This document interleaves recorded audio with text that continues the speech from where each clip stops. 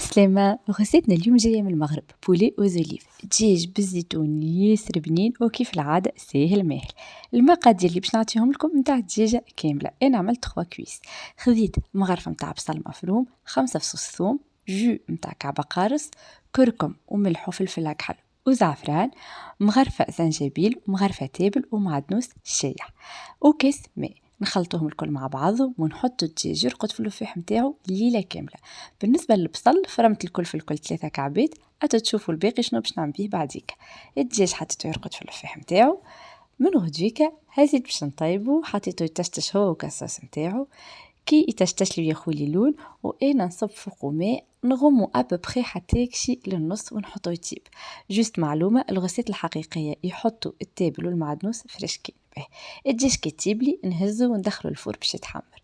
توا كاسوس هذيك نخلط عليها البصل الاخر ونحط البصل يطيب.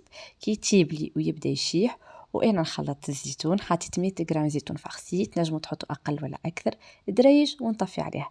الدجاج نتاعي تحمر وريحته تشرح، الصوص نتاعي طابت لي. توا نعمل الدغساج، زدت خليط كعبات فريت وبنه لازم تجربوها.